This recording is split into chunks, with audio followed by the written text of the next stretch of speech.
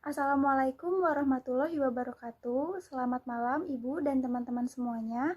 Perkenalkan, nama saya Mahda Rosa. Di sini saya akan melanjutkan materi dari slide ke-12 sampai dengan slide ke-17 tentang sejarah dan perkembangan ilmu komunikasi secara umum yang dibagi ke dalam 4 periode. Yang pertama di sini ada periode tradisi retorika. Nah, pada periode ini perkembangan lahirnya ilmu komunikasi dapat ditelusuri sejak peradaban Yunani kuno beberapa ratus tahun sebelum Masehi.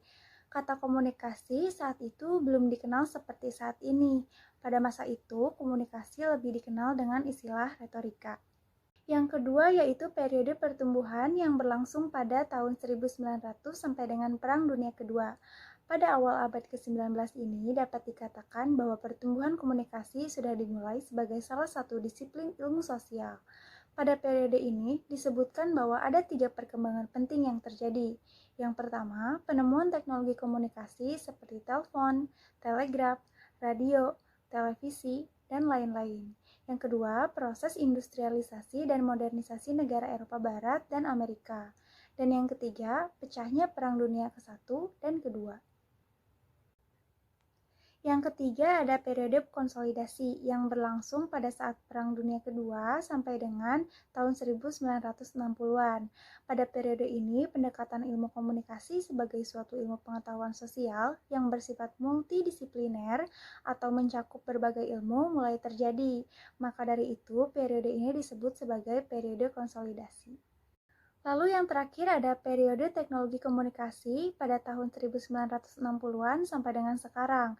Sejak tahun 1960-an ini, perkembangan ilmu komunikasi semakin pesat dan mulai mengarah kepada hal khusus. Menurut Rogers, 1986, perkembangan studi komunikasi sebagai suatu disiplin ini telah memasuki periode take-off atau lepas landas sejak tahun 1950. Nah, teman-teman, pada masa ini atau disebut juga sebagai periode teknologi komunikasi dan informasi ditandai oleh beberapa faktor.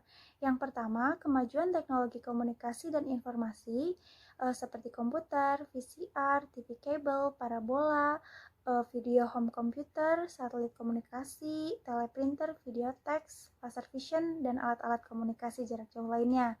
Lalu tumbuhnya industri media yang jangkauannya tidak hanya bersifat nasional, namun juga regional dan global.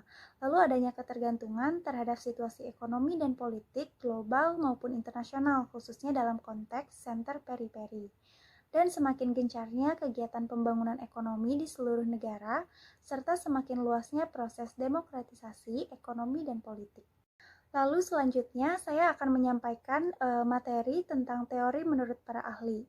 Yang pertama ada Alvin Toffler yang mengatakan bahwa manusia telah memasuki era the third wave.